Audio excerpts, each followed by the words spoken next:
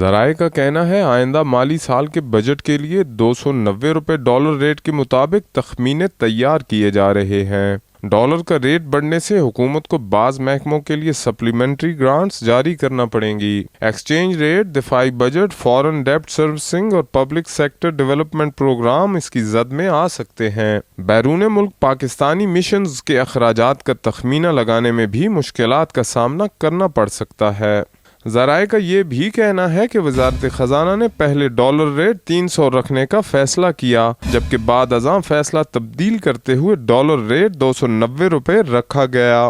مجوزہ dollar rate پر بیرونی قرضوں پر سود کی ادائیگی $1 ٹریلین تک پہنچ سکتی ہے۔ حکومت مجموعی طور پر ڈیبٹ سروسنگ کی مد میں $7.5 ٹریلین مختص کرنے کا ارادہ رکھتی ہے۔